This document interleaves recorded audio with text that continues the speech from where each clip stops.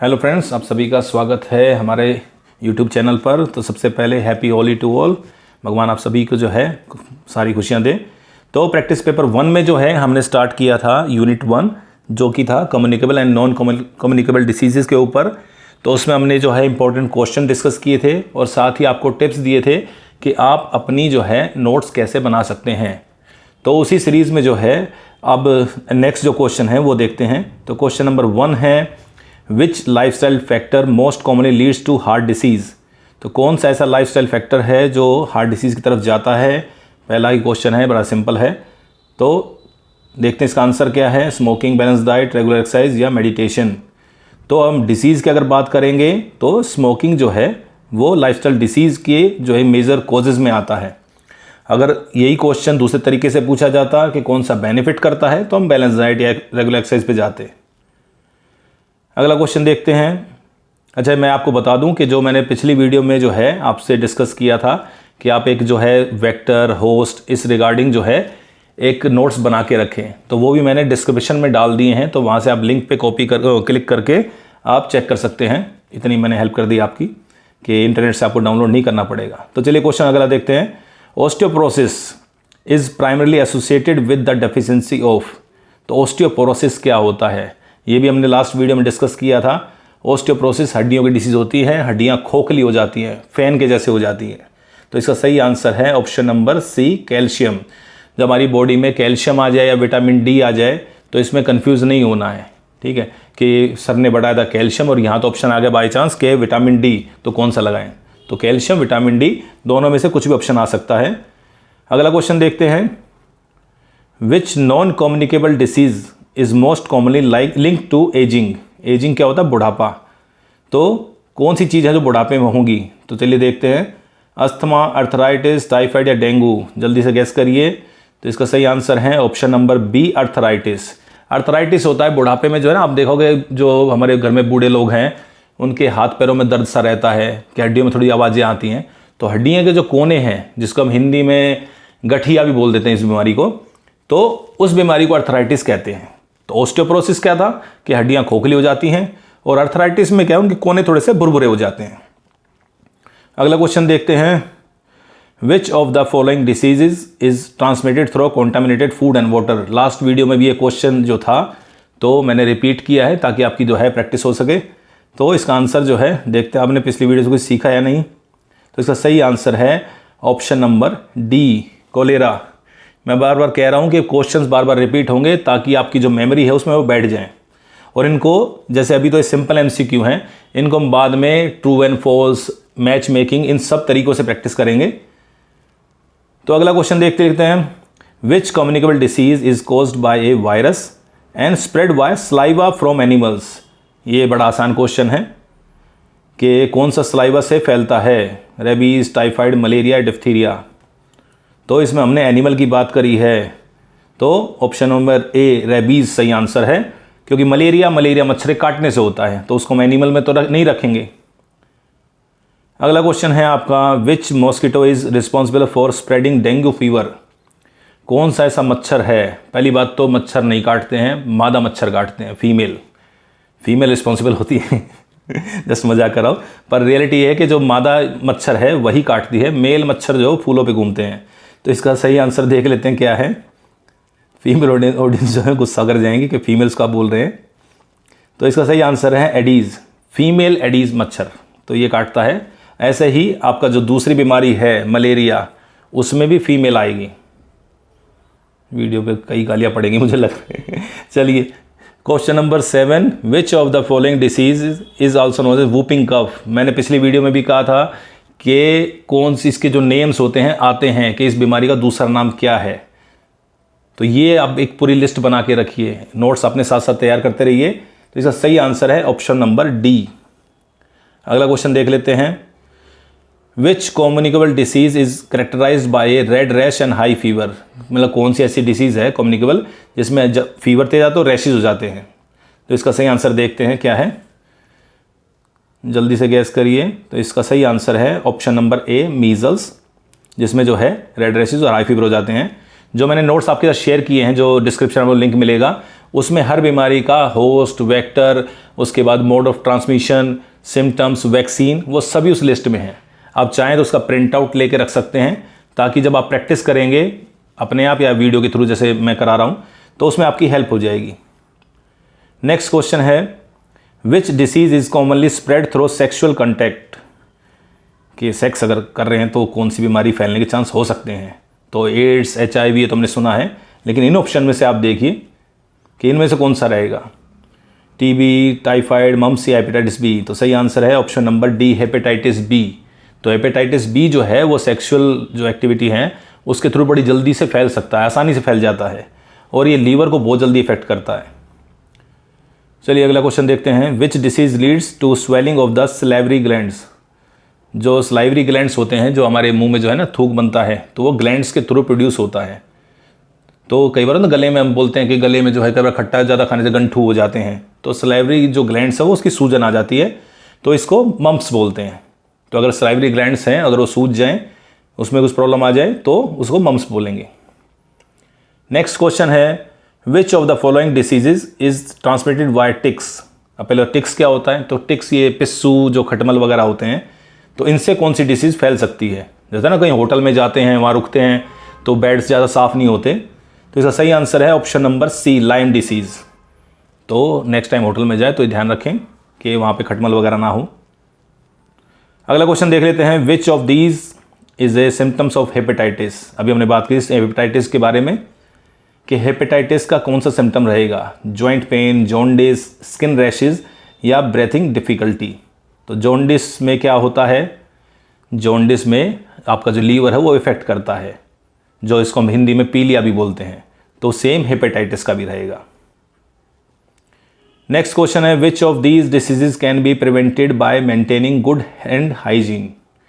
भाई अगर आप रेगुलर हाथ धोएंगे तो कौन सी ऐसी बीमारी है जिससे आप बच सकते हैं, टाइफाइड, रेबीज़, अस्थमा या डायबिटीज़। तो इसका आंसर तो बड़ा सिंपल है कि ऑप्शन नंबर ए। अब सिंपल मैं क्यों कह रहा हूँ, क्योंकि कई जो ऑप्शन आते हैं जब भी आप एग्ज़ाम में पेपर दें, तो पहले चारों ऑप्शन को बड़े ध्यान से पढ़ें। जब उसे ध्यान से पढ़ेंगे तो ऑटोमेटिक 2 ऑप्शन तो आराम से निकल जाते हैं, 50-50 का चांस रह जाता है। तो ये बड़ा मतलब ये एक गेम चेंजिंग मान चल सकते हैं कि आपकी अगर तैयारी पूरी नहीं भी है तो भी जो है आप ऐसे गैस कर सकते हैं कि अगर रेबीज़ होता तो रेबीज़ हाथ धोने से क्या मतलब पड़ा है, अस्थमा है, अस्थमा में फेफड़ों की बीमारी होती है तो हाथ धोने से कोई मतलब नहीं है, डायबिटीज़, शुगर है तो उसका भी हाथ नहीं है। तो अगर इसका आंसर हमें पता भी नहीं तो भी हम ऐसे गैस कर सकते हैं। नेक्स्ट क्वेश्चन है, विच vaccine protects against diphtheria, tetanus and persists. तो 3 जो बीमारियां इसमें हैं, तो कौन सी ऐसी वैक्सीन है जो तीनों में काम आ जाती है। ये ऐसे क्वेश्चन बहुत आते हैं, गारंटीड से आते हैं कि कौन सा ऐसा टीका है। तो DPT, ठीक है। अगर आप इसको भी देखें, D से डिप्थीरिया हो गया, P से आपका ये परसिस हो गया और T से टेटनस हो गया, बट लिखा है DPT है। अब उसमें हम कुछ नहीं कर सकते, वरना DTP करते तो आराम से मैच हो जाता। पर ऐसे क्वेश्चन सच में बहुत आते हैं। Which vaccine is given to prevent tuberculosis. अब TB के लिए कौन सी वैक्सीन जो है वो हम यूज़ करते हैं। हालांकि ये क्वेश्चन हमने पिछले में भी कवर किया था, तो जल्दी से गैस करिए कि इसका आंसर क्या रहेगा। Answer option number A, BCG। जो BCG का टीका या वैक्सीन है वो इसमें काम आता है। अगला क्वेश्चन देख लेते हैं, which communicable disease has been eradicated globally through vaccination. Eradicated का मतलब है कि लगभग ख़त्म कर दी गई है दुनिया से वैक्सीन के through. Polio, chicken pox, small pox, measles या डिप्थीरिया। तो स्मॉल पॉक्स जो है वो बीमारी लगभग जो है दुनिया से ख़त्म हो चुकी है। नेक्स्ट है, which type of immunity is provided by vaccination. तो वैक्सीन से हम कौन सी इम्यूनिटी देते हैं, natural immunity, passive immunity, innate immunity या आर्टिफिशियल एक्टिव इम्यूनिटी। ये एक नया क्वेश्चन आया, तो जल्दी से देखें क्या इसका आंसर। तो इसका आंसर है option number D, artificial active immunity. होता क्या, जब भी हम एक वैक्सीन डालते हैं, मतलब किसी को लगाते हैं, तो वैक्सीन कोई दवाई नहीं है। हम क्या करते हैं, उसी वायरस का एक छोटा सा मरा हुआ है, उसकी डेड बॉडी, वो बॉडी में डाल देते हैं। फिर हमारा इम्यून सिस्टम उसके अगेंस्ट जो है वो अपनी इम्यूनिटी बढ़ा लेता है कि अगली बार अगर अटैक हुआ तो हम इसको साथ लड़ पाए। अब अचानक से मान लीजिए कोई एलियन आ जाए लड़ने के लिए, तो आप उससे नहीं लड़ पाएंगे कि भाई पता नहीं इसको कहाँ से मारे, इसके माथे में गोली मारे कि पैर में मारे, दिल में मारे, पता ही नहीं कौन सी चीज़ कहाँ है। तो ऐसे ही वायरस के साथ होता है। तो जो कोविड-19 में हुआ था उसमें भी जो वैक्सीन थी वो ऐसे ही थी कि मरा हुआ एक कोरोना जो है बॉडी में डाल दिया था, तो बॉडी ने फिर पहचाना भाई ये क्या है, इससे लड़ना कैसे है। वो डेड बॉडी के साथ उन्होंने प्रैक्टिस कर ली। फिर जब ओरिजिनल कोरोना घुसा तब वे पहले से तैयार थे कि आजा बेटा तेरे से पंगे ले लेंगे। तो इसीलिए इसे जो है हम आर्टिफिशियल एक्टिव इम्यूनिटी बोलते हैं। नेचुरल जो हमारी नेचुरल होती है, पैसिव जो मतलब दूसरा कोई काम करता आदमी तो वो पैसिव आ जाएगा कि खुद मैं नहीं कर पा रहा, किसी की हेल्प से ले पा रहे। इनेट हमारी जो है अंदर से इनबिल्ट होती है। ठीक है जी, क्वेश्चन पे ज़्यादा डिस्कशन हो गया। नेक्स्ट है question number 18, which of these diseases can be control through chlorinated drinking water. अगर पानी में क्लोरीन मिला देंगे तो कौन सी बीमारी से हम बच सकते हैं? रेबीज, मलेरिया, टेटनस या कोलेरा? तो इसका सही आंसर है ऑप्शन नंबर डी, कोलेरा। ये कोलेरा पे बार बार मैं फोकस कर रहा हूँ क्योंकि ये क्वेश्चन आते हैं, क्योंकि बहुत कॉमन जो है ये डिसीज़ है। इसमें सैनिटेशन की बात भी आती है, हैंड वॉश की बात आ जाती है। तो ये क्वेश्चन इंपॉर्टेंट है। कोलेरा जो बीमारी है इसको अच्छे से याद कर लीजिए। Which antibiotic is commonly use to treat bacterial infection like pneumonia? तो निमोनिया के लिए जो है कौन सी दवाई रहेगी? तो इस देखने से सही आंसर क्या है? तो इसका सही आंसर है ऑप्शन नंबर ए, एमोक्सिलिन। तो कई बार ये मतलब एंटीबायोटिक्स भी पूछ लेते हैं क्योंकि अभी सिलेबस जो है वो अपडेट हुआ है, तो हम ये गैस नहीं कर सकते वो कितना डीप जाएंगे। पर जो है बेसिक चीज़ें हैं, जैसे मैंने बताया host, vector, mode of transmission, ये सब तो पूछे ही जाते हैं और चांस हम ले नहीं सकते क्योंकि एक ही बार मौका मिलेगा और कम्पिटिटिव एग्जाम है, तो एक एक नंबर जो है आपका वेरी करेगा। Which antiviral medication is commonly used for treating influenza? तो इन्फ्लुएंजा के लिए कौन सी जो है मेडिसिन रहेगी, देख लेते हैं। पैरासीटामोल, ये तो हम जनरली फीवर के लिए हम यूज़ करते हैं। तो इसका सही आंसर है ऑप्शन नंबर सी, टेमीफ्लू। तो इसको जो है हम एज ए मेडिकेशन जो है हम यूज़ करते हैं इन्फ्लुएंजा में। अगला क्वेश्चन देख लेते हैं। Which disease requires isolation to prevent its spread? भाई ऐसी कौन सी बीमारी है जिसमें हमें आदमी को जो है अलग रखना चाहिए इन ऑप्शन में से? चिकन पॉक्स, एस्थमा, हाइपरटेंशन या डायबिटीज़? जैसे मैंने बताया कि इसका आंसर भी आप गैस करके भी लगा सकते हैं, क्योंकि किसी को अस्थमा है तो अस्थमा में तो ये नहीं कि भाई तुम कमरे बंद कर दो किसी को। बीपी है तो उसमें थोड़ा बहुत कर सकते हैं, गुस्सा शांत हो जाएगा, पर वैसे नहीं करते। डायबिटीज़ है, शुगर वाले को भी हम अलग से नहीं रखेंगे। तो चिकन पॉक्स जो हम जनरली छोटी माता बोलते हैं, तो इस कंडीशन में आदमी को थोड़ा सा लोगों से दूर रखते हैं क्योंकि कम्युनिकेबल डिसीज़ है, फैल जाएगी। नेक्स्ट क्वेश्चन देख लेते हैं। Which chemical is often use for disinfecting water supplies? भाई कौन सा है जो हम डिसइंफेक्ट करते हैं? यही अभी 2-3 क्वेश्चन पहले हमने डिस्कस किया था, तो इसका आंसर तो आपको पता ही है कि इसका आंसर क्या रहेगा। भाई बताता हूँ, ऑप्शन नंबर बी है, क्लोरीन। तो अभी हमने बात करी थी क्लोरीन वाली। नेक्स्ट क्वेश्चन है, which of these is a metabolic disorder? कई वर्ड्स जो हैं जो बच्चों के गेम से रिलेटेड नहीं है, फिजिकल एजुकेशन में थोड़ा सा कम पढ़े, तो ये वर्ड्स कई बार थोड़े से आपको डिफिकल्ट से लगेंगे। मेटाबॉलिज्म हो गया, डाइजेशन अलग हो गया। तो मेटाबॉलिक जो हमारा पाचन तंत्र है उसी में आएगा। तो डायबिटीज़, तो जब हमारी बॉडी शुगर को नहीं पचा पाती, जो है प्रॉपर से उसको हैंडल नहीं कर पाती, तो उस कंडीशन में डायबिटीज़ हो जाती है। तो इसको हम मेटाबॉलिक डिसऑर्डर बोलेंगे। नेक्स्ट क्वेश्चन है, which non communicable disease causes brittle and fragile bones? एक तो पहली बात तो फर्जाइल आपने कहीं देखा होगा, कहीं लिखा था, बहुत जगह आपने देखा होगा। क्वेश्चन देख लो, इसका बताता हूँ क्या है। तो कौन सी ऐसी भाई डिसीज़ है जो जिसकी वजह से फ्रजाइल बोन्स हो जाती हैं? तो ऑप्शन नंबर बी, ओस्टियोप्रोसिस, हड्डियाँ खोखली हो जाती हैं। फ्रजाइल आपने कभी देखो, कांच का सामान कभी आपने कोरियर करके देखा हो, जो बॉक्स आता है या कभी फ्रिज लेके आते हैं, शीशे का सामान लाते हैं, उस पैकेट पर लिखा रहता है फ्रजाइल, मतलब टूटने वाला। तो जब अगर हमें ओस्टियोप्रोसिस हो जाता है तो इसकी वजह से हड्डियाँ आसानी से टूट जाती हैं। भाई मैंने बताया था कि हड्डियाँ फैन की तरह हो जाती हैं और फैन को आप तोड़ेंगे तो ईजिली टूट जाएगा, जो कि इस बीमारी से होता है। और 12th में फिजिकल एजुकेशन में आपने पढ़ा भी होगा कि फीमेल एथलीट ट्राइड, कि फीमेल्स में जो 3 बीमारियां थी, आज तो गालियाँ पड़ेंगी, फीमेल्स की बात कर रहा हूँ। चलिए अगला क्वेश्चन देखते हैं। Which of these condition is characterised by chronic lung inflammation? तो पुराना, क्रोनिक होता है पुराना, एक्यूट होता नया। तो अगर ऐसा कोई क्वेश्चन आ जाए एक्यूट और क्रोनिक, तो यही डिफरेंस है, एक्यूट नया और वो पुराना। तो कौन से ऐसे रहेगा? तो आंसर है ऑप्शन नंबर ए निमोनिया। अगर काफ़ी पुराना जो है, थोड़ा टाइम जो है लग गया उसको और लंग्स की जो है प्रॉब्लम आ रही है, इन्फ्लेमेशन होती है, सूजन, तो सूजा हो तो निमोनिया होने के चांस रहते हैं। नेक्स्ट क्वेश्चन है which lifestyle factor is most closely link to type 2 diabetes. तो टाइप 2 डायबिटीज़ किसकी वजह से ज़्यादा मतलब होने के चांस रहते हैं? Low protein intake, excessive hydration, deep breathing या फिजिकल इनएक्टिविटी। तो आंसर जो है ऑप्शन नंबर डी, क्योंकि आप प्रोटीन कम लेंगे तब भी चल जाएगा, ज़्यादा पानी पिएंगे तो भी प्रॉब्लम नहीं है। डीप ब्रीथिंग, भाई मेडिटेशन अच्छी चीज़ है। तो फिजिकल इनएक्टिविटी, तो इसका सही आंसर रहेगा। Which one of the following is not a symptom of hypertension.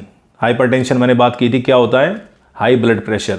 Hypo मतलब कम, हाइपर मतलब ज़्यादा, ये हमेशा ध्यान रखना है। तो देख लेते हैं भाई इसमें क्या है। नोज ब्लीड, उसका चेस्ट पेन, ब्लड विजन या स्किन रैश। तो इसका सही आंसर ऑप्शन नंबर डी, क्योंकि जब बीपी ज़्यादा रहता है ना तो हमारा जो ब्लड फ्लो बहुत बढ़ जाता है, प्रेशर बढ़ जाता है, तो नाक से खून आने के चांस भी रहते हैं, छाती में भी दर्द हो जाता है। आंखें भी जो है, जिन लोगों का बीपी ज़्यादा रहता है तो आंखें भी जल्दी ख़राब होती हैं। तो स्किन रैश, खुजली वगैरह कोई मतलब नहीं है। नेक्स्ट है which organ is a directly affected by cirrhosis. अब सिरोसिस कहाँ होता है? तो सिरोसिस मैं बता ही देता हूँ। सिरोसिस जनरली जो है लीवर में होता है, लीवर सिरोसिस, कि लीवर ढंग से काम नहीं कर रहा है, तो वो आ जाएगा इसके अंदर। इस ऑप्शन नंबर है सी, लीवर। नेक्स्ट क्वेश्चन देख लेते हैं विच न्यूट्रिएंट डेफिशिएंसी कॉजेज रिकेट्स। अब रिकेट्स जो है आपने देखा कई बच्चों के जो है बचपन से ही पैर टेढ़े मेढ़े हो जाते हैं कुपोषण की वजह से, तो रिकेट्स ऐसी बीमारी आती हैं।